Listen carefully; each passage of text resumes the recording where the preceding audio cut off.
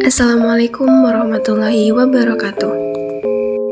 Perkenalkan, nama saya Ajeng Indah Rasyida dengan NPM 2213025034. Nah, kali ini saya akan menjelaskan tentang Role-Based Expert System. Nah, jadi apa sih Role-Based Expert System itu? Role-Based Expert System itu adalah suatu program komputer yang memproses informasi yang terdapat di dalam working memory dengan sekumpulan aturan yang terdapat di dalam basis pengetahuan menggunakan mesin interferensi untuk menghasilkan informasi baru. Teori sistem berbasis aturan ini menggunakan teknik yang sederhana yang dimulai dengan dasar aturan yang berisi pengetahuan dan permasalahan yang dihadapi yang kemudian dikodekan ke dalam aturan if-then. Sistem berbasis aturan menggunakan modus ponens sebagai dasar untuk memanipulasi aturan.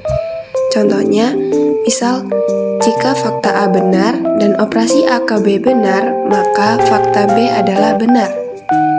Sistem berbasis aturan melakukan proses reasoning mulai dari fakta awal sampai menuju pada kesimpulan. Dalam proses ini, mungkin akan dihasilkan fakta baru, menuju pada penyelesaian masalah.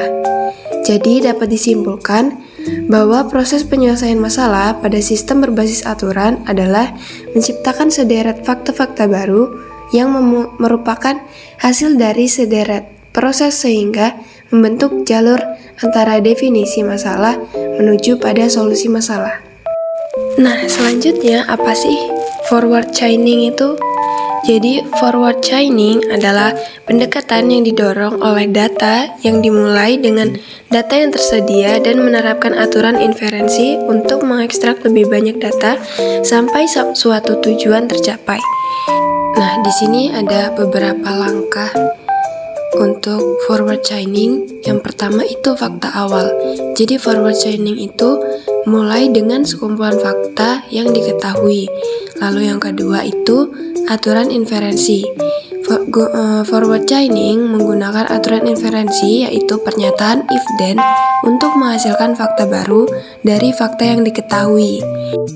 Nah, yang ketiga ada chaining, yaitu terus menerapkan aturan untuk menghasilkan fakta baru sampai tidak ada lagi fakta baru yang dapat diturunkan atau tujuan tertentu tercapai. Contohnya itu yang pertama aturan. Nah, aturan yang pertama itu jika hujan maka tanah akan basah. Lalu aturan yang kedua, jika tanah basah maka tanaman akan tumbuh. Jadi, fakta yang kita ketahui adalah hujan. Nah, forward chainingnya dari aturan yang pertama dan fakta yang diketahui dapat disimpulkan bahwa tanah akan basah.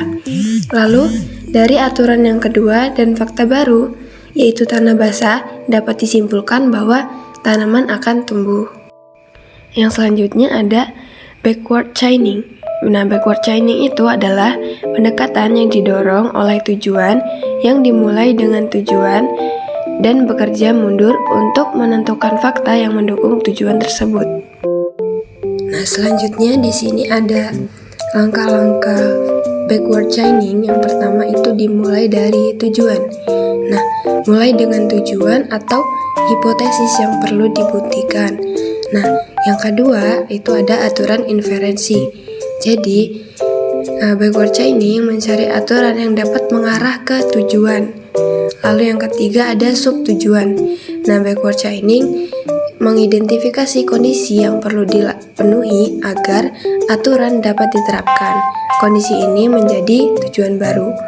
Dan yang terakhir itu proses rekursif. Nah, menerapkan proses yang sama secara rekursif pada subtujuan sampai mereka dapat dipenuhi oleh fakta yang diketahui atau tidak dapat dipenuhi. Nah, contohnya itu, misalkan tujuannya tanaman akan tumbuh. Nah, aturannya yang pertama, jika hujan, maka tanah akan basah. Lalu aturan yang kedua, jika tanah basah, maka tanaman akan tumbuh. Nah, secara backward chainingnya, untuk mencapai tujuan, yaitu tanaman akan tumbuh, maka cari aturan yang menyimpulkan ini, yaitu aturan 2 berlaku. Nah, agar aturan 2 dapat diterapkan, maka kondisi yaitu tanah basah harus dipenuhi.